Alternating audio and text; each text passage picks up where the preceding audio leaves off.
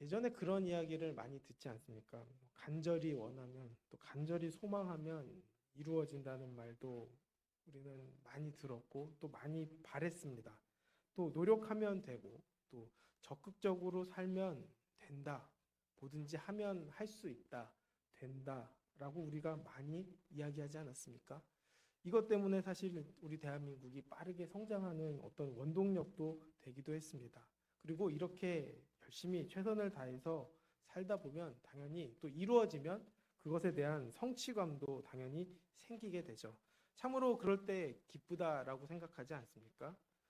그렇지만 문제는 어떤 목적을 가지고 시작하느냐가 중요하다는 것이죠. 어떤 목적을 가지고 하는 일인지 그것을 알아야 한다는 것입니다. 우리가 적극적인 거 필요합니다. 또 간절히 소망하는 것 있어야 하죠. 또 간절히 노력하고 사는 것 분명히 중요합니다. 예수님도 이렇게 말씀하십니다. 천국은 침노하는 자의 것이다 라고 이야기하는 것이죠.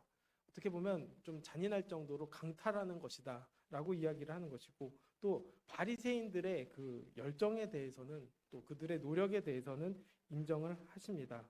그런데 문제는 뭘까요? 바로 그 방향과 또 그 뜻이 그 내면에 있는 것이 어떤 목적이냐가 중요하다는 것이죠. 이 바리새인들과 서기관들은 어떻게 합니까? 바로 예수님을 죽이는데 적극적이었고 예수님을 죽이기 위해 최선을 다했고 또 예수님을 죽이기 위해 간절히 소망했다는 것입니다. 이러한 일들을 우리가 많이 보지 않습니까? 사실 나쁜 일에 대해서 간절히 원하거나 또 나쁜 일에 대해서 적극적으로 나아가는 사람들도 있다는 것이죠. 그것은 결코 좋은 일이 아니라는 것입니다. 일본이 예전에 조선 침략을 하지 않았습니까? 조선 침략을 했을 뿐만 아니라 자기 자신들의 천황을 높이기 위해서 러일 전쟁도 일으키고 중일 전쟁도 일으키고 또 태평양 전쟁도 일으키지 않았습니까? 그것을 우리가 옳다고 이야기할 수 있을까요? 결코 옳지 않습니다. 또 중국에 홍위병들이 있었습니다. 그들도 옳지 않은 방향을 위해서 지식인들을 죽이고 잘못된 생각과 잘못된 선동에 휩쓸려서 그것을 잘하는 일이다라고 착각을 하고 잔인한 행동들을 많이 했죠. 또 히틀러의 유대인 학살도 그렇지 않습니까? 오히려 하나님의 말씀을 듣고 하나님의 사랑을 알아야 된다면 사실 그런 유대인 학살에 참여하지 않았어야 하는데 크리스천들마저도 거기에 쉽게 동조했고 그로 인해서 더 많은 사람들이 죽게 되었다는 것입니다. 그런데 다 그들의 공통점은 자기가 잘한다고 생각하는 것이죠. 올바른 생각이다. 또 자존심을 세우는 일이다. 또 나의 자랑이 될 일이다. 이렇게 생각하니까 그것들이 결국 제대로 된 의식 없이 행하게 되었고 결국 그것은 결과적으로 악한 일이 되어버리지 않습니까? 사실상 유대 지도자들도 자신들이 의도했을 것입니다. 예수님을 어떻게 죽일 것인가. 그리고 계획했을 것입니다. 또 간절히 원했을 것입니다. 그래서 예수님을 정치범으로 몰아버렸습니다. 정치범으로 몰아서 십자가형을 받게 했다는 것이죠. 결국 가장 잃으면 안 되는 분이고 가장 해서는 안 되는 행동을 하나님의 말씀을 잘 안다는 사람들이 결국 핍박하고 죽이는 길로 몰아섰다라는 것입니다. 이 유대 병사들이 저 로마의 병사들은 예수님을 브라이드로리온이라는 뜰에 끌고 가서 그분을 자색 옷을 입히고 면류관을 씌웁니다. 군인들이 브라이도리온으로 끌고 갔다는 것은 지금까지 빌라도의 신문과 심판이 외부에서 진행되었다는 사실을 알게 합니다. 이곳에 등장한 군인들은 팔레스타인 주변의 사람들로 구성되어 있을 병력이었을 것입니다. 그래서 유대인들에게는 안 좋은 감정을 가지고 있었기 때문에 유대인의 왕이라는 죄목으로 자신에게 넘겨진 예수님에 대해서도 호의적이지 않았을 것입니다. 그래서 예수님을 조롱하기 위해서 자색 옷을 입히고 또 가시관을 쓰게 해서 조롱했다는 것이죠. 사실 자색 옷은 아무나 입을 수 있는 것이 아닙니다. 네로 황제는 그 자색 옷을 왕의 상징으로 여겼기 때문에 여자들도 사실은 입지 못하게 만들었고 오직 자기만 입었던 색깔의 옷이다라고 정했다는 것이죠. 사실상 예수님이 입었던 옷은 자색 옷이긴 하지만 아마 네로 황제가 입었던 또 왕의 입었던 그 색깔은 아니었을 거다 생각을 하게 되는 것입니다. 그런데 그들은 그 옷을 입히고 또 가시관을 씌웁니다. 사실 그 월계수관 같은 것을 아마 비슷하게 만들었겠죠. 그런데 그 가시는 어떤 가시입니까? 우리가 생각하는 작은 가시가 아니죠. 굉장히 두꺼운 가시고 굉장히 아픈 가시입니다.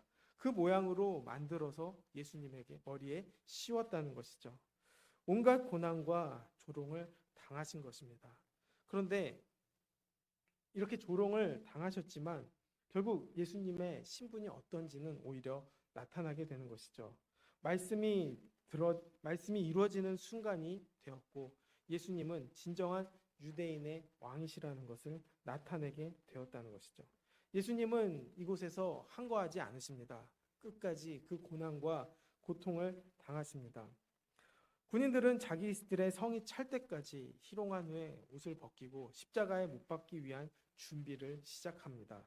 그리고 예수님은 십자가에 달리셔서 또 십자가를 메고 골고다에 끌려가십니다. 이미 십자가형을 받은 죄수들은 심한 채찍질을 당한 후에 처형장까지 자신이 처형당할 십자가의 가로대를 직접 지고 가야 했습니다. 채찍을 맞은 상태만 되어도 자기 몸조차 가누기 어려웠을 것입니다. 생각해보면 얼마나 무거웠을까요? 또 얼마나 힘드셨을까요? 얼마나 비참했을까요? 아마 그런 생각이 많이 들지 않았을까 생각을 하게 됩니다. 제가 그 입장이라면 또 그 과정만 생각해도 굉장히 힘듭니다. 그 채찍을 맞으셨을 때 그 살점이 뜯겨져 나가고 그 고통당하는 것을 우리가 영화를 통해서도 보지 않았습니까? 그래서 제가 패션 오브 크라이스트를 단 한 번도 제대로 본 적이 없습니다. 보다가 힘들어서 그 영화를 끌 때가 많았고 결국 그 앞부분, 뒷부분까지는 아예 보지도 못했던 게 그 과정을 생각하면 할수록 또 그걸 보면 볼수록 마음이 너무 아파서 너무 힘들어서 보지 못했던 기억이 있었습니다. 그들은 결국 십자가 가로대 대신 피지배국 백성에게 강제로 짐을 지게 하였습니다. 예수님이 제대로 들고 가실 수가 없었던 것이죠. 너무 고통스럽고 너무 힘들었습니다. 그런데 그들의 눈에 띄었던 사람이 바로 구레네 시몬이었습니다. 결국 그분이 그 짐을 지고 가게 되었다는 것입니다. 사실 누가 그 십자가를 지었어야 할까 생각합니다. 사실 우리가 봤을 때는 당연히 예수님의 제자들이 그 십자가를 함께 지었어야 하지 않겠습니까? 그런데 예수님의 제자들은 어떻게 했습니까? 뿔뿔이 흩어졌고 또 도망쳤습니다. 그리고 그 예수님의 그 십자가에 전혀 동참하지 못했다는 것입니다. 그런데 이 구레네 시온은 이 유월절을 지키기 위해 아마 예루살렘에 오지 않았나 생각합니다. 그런데 그냥 예루살렘에 왔다가 결국 붙들렸고 강제로 그 십자가를 대신 지었습니다. 들고 가게 되었죠. 개인적으로는 그런 생각도 들었을 것 같습니다. 오늘 진짜 일진이 안 좋네. 어떻게 내가 이걸 들게끔 했을까? 아마 로마 군인에 대해서도 굉장히 미움을 갖지 않았을까 생각합니다. 결국 그렇게 생각되었지만 바울은 로마서 16장 13절에서 주 안에서 택하심을 입은 루포와 그의 어머니에게 문안하라. 그의 어머니는 곧 내 어머니라 당부했습니다. 시몬이 그 예수님의 십자가를 진 것이 결국 그와 또 그의 가족이 예수님의 제자가 되는 결정적인 계기가 된 것은 아닌가 생각해 볼 수 있습니다. 이것을 보면서 우연인 것처럼 보이지만 그 작은 움직임 안에서도 하나님의 계획과 역사가 있음을 보게 됩니다. 그러나 그 예수님의 고난은 여전히 이어지고 있다는 것이죠. 군인들은 결국 해골의 곳 골고다까지 끌고 갑니다. 그 언덕이 해골 모양이었기 때문에 그 이름이 붙여졌다는 것이죠. 군인들도 한편으로는 안타까웠다는 생각을 하게 되었는지도 모르겠습니다. 모략을 탄 포도주를 예수님께 주었죠. 마태복음에서는 쓸개탄 포도주라고 기록되어 있는데 이것은 일종의 마취제가 아니었나, 또 진통제가 아니었나 이렇게 생각합니다. 당연히 조금이라도 그 고난을 지우고 싶었다면, 그 고통을 지우고 싶었다면 아마 그것을 받아 드셨을 텐데 아마 목 넘김조차도 어려웠지 않았을까 생각하면서 예수님은 그것을 받지 않으시고 온전히 그 고난을 감당하셨습니다. 그것도 우리 때문이죠. 이 십자가의 고통을 피하지 않으셨다는 것입니다. 우리의 죄를 대신 짊어지시고 또 하나님으로부터 부어지는 진노를 그분이 친히 다 받음으로 인해서 우리를 영원한 죄에서 영원히 자유하게 하셨다는 것이죠. 주님의 십자가의 길은 결코 쉬운 일이 아닙니다. 그 길은 희생과 또 수모와 가난과 시험이 끊임없는 길이기도 합니다. 사탄은 계속해서 우리의 믿음을 흔들고 또 세상은 우리를 그렇게 낙담시키게 만듭니다. 무너지게 만든다는 것이죠. 그러나 십자가로 승리하신 주님은 그분의 백성이 당하는 고난을 피하지 않고 함께 하십니다. 그리고 하늘로부터 부어지는 참된 위로와 용기를 매 순간 공급하심으로 승리하게 하십니다. 우리는 이 이야기를 들었을 때, 또 그냥 현실적인 눈으로 보았을 때 예수님의 모습은 실패한 것처럼 보이기도 합니다. 하나님의 아들이라고 하는 사람이 저렇게 능력 없는가 생각할 수도 있습니다. 또 못 박히신 후에 군인들은 예수님의 옷을 나누기 위해서 제비를 뽑고 겉옷과 속옷을 취합니다. 또 죄패에는 유대인의 왕이라는 문구를 써서 조롱합니다. 또 주변 사람들은 예수님을 불쌍하게 여기는 마음이 있기는커녕 성전을 헐고 3일 만에 짓겠다는 사람아 십자가에 내려와서 내 자신이나 구원해 보라고 놀리기만 합니다. 대제사장들과 서기관도 남을 구원한다더니 정작 자기 자신은 구원하지 못하는구나. 그리스도 이스라엘의 왕아 십자가에 내려와 보이라. 우리가 보고 믿도록 해 보아라 라고 비판하죠. 사실 그들 입장에서는 어땠을까요? 아마 다행이다라는 생각을 하게 되지 않았을까 생각합니다. 정말 하나님의 아들은 아니었나 보다. 내가 잘한 것만 같다. 이제 내 자리 좀 편하게 잘 지킬 수 있게 발 뻗고 잘 수 있겠구나 기뻐했을 것입니다. 또 십자가에 못 박힐 만한 죄를 지은 강도들과 같이 십자가에 올려서 예수님을 그들과 다를 바 없는 사람으로 사람들에게 인식시키려고 연출까지 했는데 자신들의 작전이 정말 철저하게 먹혔구나. 역시 생각대로 준비한 대로 노력한 대로 되는구나. 이런 생각을 하지 않았을까 생각합니다. 그들이 그런 모습을 내가 당했다면 어떤 생각이 들까요? 아마 나에게 뭐든 할 수 있는 능력이 있다면 어떻게 했을까요? 아마 저였다면 처절하게 복수할 준비를 하지 않았을까 생각합니다. 일단 내려와 보라 그랬을 때 내려가지 않았을까 생각합니다. 그리고 그분들을 다 십자가에 매달고 싶은 마음이 들지 않았을까 생각을 합니다. 그들이 놀라기를 바라는 마음이 가득하겠죠. 그렇기 때문에 저한테는 그런 일이 맡겨지지 않은 것 같습니다.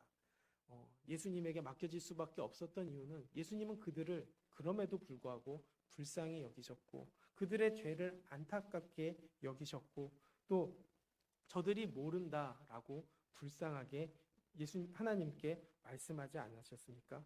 그런 것을 보면서 결국 우리가 깨닫게 되는 건 예수님은 다 용서하려고 작정하셨다는 것입니다.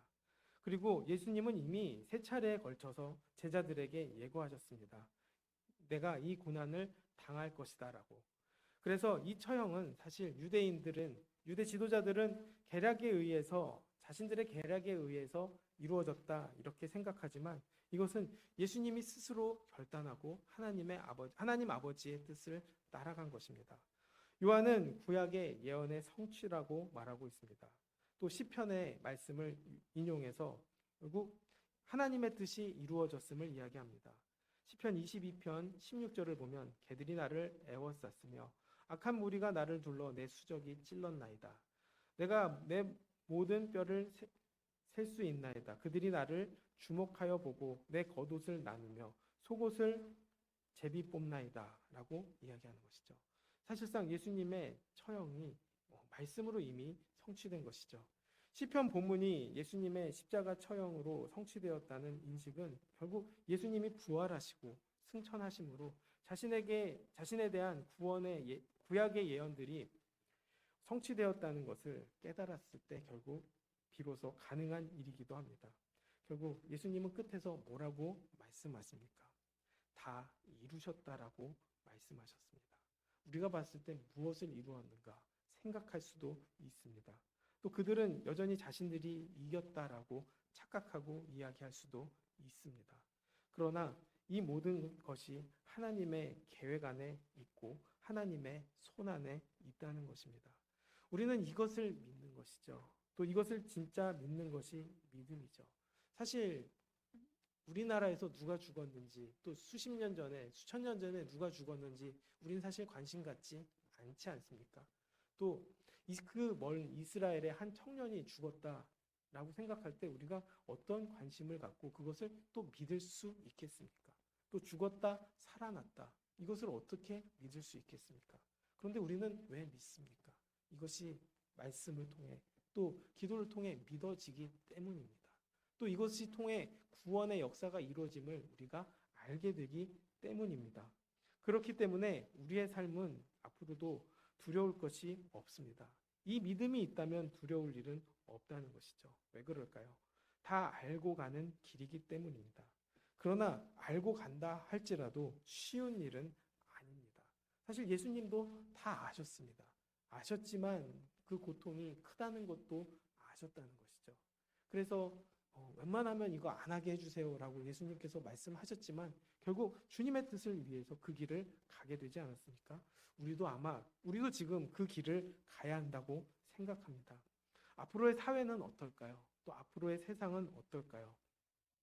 더 피폐해지고 더 어려워지지 않을까 생각하게 됩니다.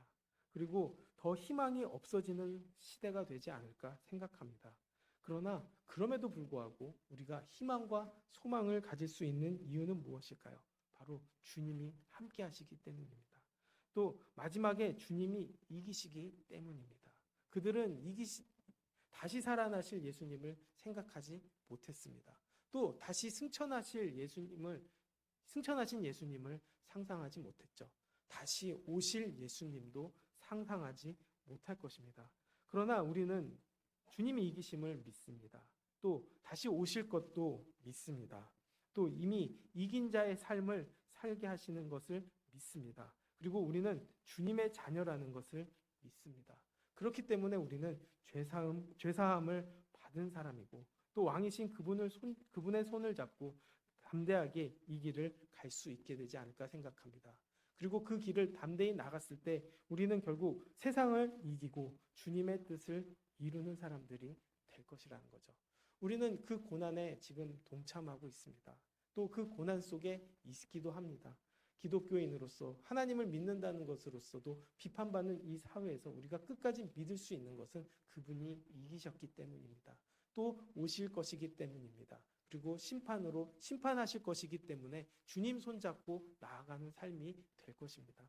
그렇기 때문에 우리 모두가 정말 주님을 더욱더 이 시간에 의지하게 되기를 원합니다. 그리고 그 고난을 감사하게 되기를 원합니다. 그리고 그 믿음으로 말미암아 그 구원의 역사를 누리고 구원의 축복을 누리고 그 하나님의 사랑하심을 우리가 몸소 누려서 하나님의 뜻을 이루고 세상을 이기는 우리가 되기를 주님의 이름으로 축원하겠습니다. 우리 다 같이 기도하기를 원합니다. 예수님은 우리를 위해서 피 흘리셨고 또 우리 때문에 조롱당하셨습니다.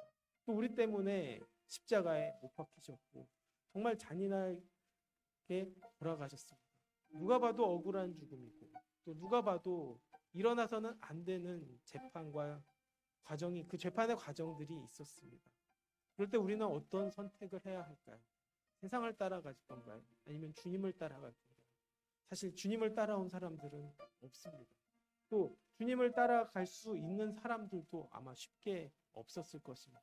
그러나 우리는 그 따라갈 수 없는 좁은 길을 가게 되기를 원합니다. 또 소망하게 되기를 원합니다. 의지하게 되기를 원합니다. 간절히 소망할 수 있게 되기를 원합니다. 적극적으로 나아가게 되기를 원합니다. 우리의 방향이 주님을 향한 방향 되기를 원합니다. 그래서 우리가 믿음으로 그 믿음 갖고 살아갈 수 있게 되기를 원합니다. 그 믿음을 간절히 소망하는 마음으로 우리 주여 한번 부르시고 기도하도록 하겠습니다. 주여!